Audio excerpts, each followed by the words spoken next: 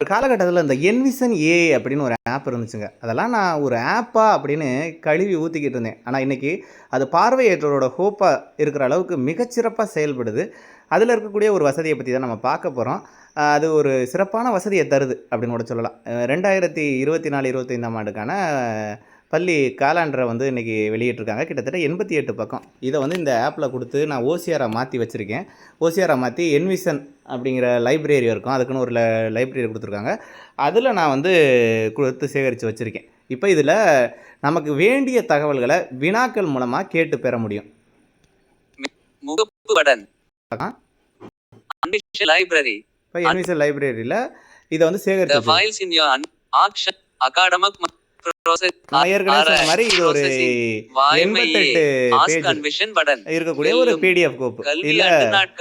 இதுல ஆஸ்க் என்விசன் அப்படிங்கிற ஒரு வசதி இருக்கு. அதன் மூலமா இதுல ஏதாச்சும் நமக்கு வினா வேணும்னா அதை கேட்டு தகவலை பெற்றுக்கலாம். இப்ப பார்க்கலாம். 100 processing remaining pages show on text keyboard.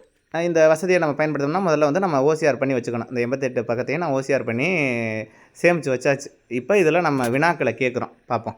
Emoji voice typing. கோடை விடுமுறை எப்போது?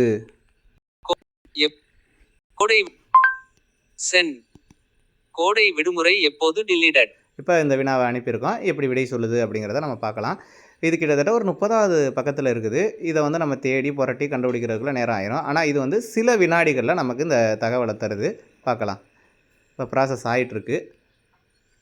கோடை விடுமுறை கோடை விடுமுறை ஏப்ரல் 28, 2025 திங்கள் ஆரம்பமாகிறது.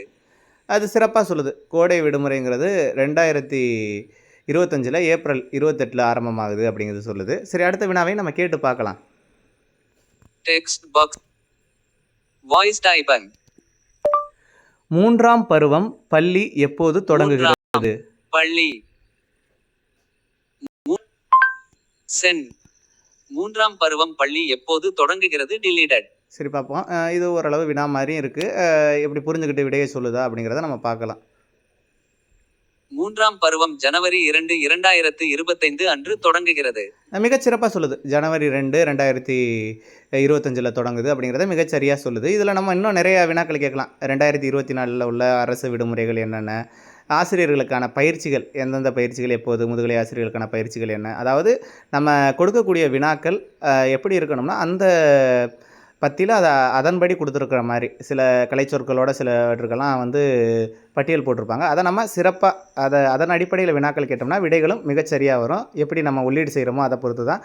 இப்போ நம்ம இது வந்து கற்பித்தல் பணியில் பார்வையற்றோருக்கு எங்கே பயன்பட போகுதுன்னா, நம்ம ஒரு பாடப்புத்தகத்தை பிடிஎஃபாக மாற்றி ஓசிஆர் செஞ்சு வச்சுக்கிட்டோம்னா, சப்போஸ் பாடத்துக்குள்ளே இருந்தெல்லாம் வினாக்கள் வரும்போது இதில் கொடுத்தோம்னா அது மிகச்சிறப்பாக விடையை வந்து தேடி கொடுத்துரும். நம்ம ஒரு ஆளோட உதவியோட தேடவோ அல்லது நம்மளே கஷ்டப்பட்டு புரட்டி தேடி கண்டுபிடிக்கிறதுக்கோ நேரமாகும். இது சில நொடி பொழுதில் வினாக்களை தந்துடும். இன்னும் 2 மதிப்பெண் வினாக்கள் இதையெல்லாம் கூட ஓரளவு துல்லியமாக சொல்கிற அளவுக்கு இது இருக்குது.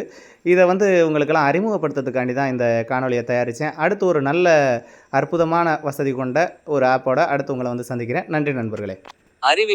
அதிகாலை 3 பதிவை இடைநிறுத்த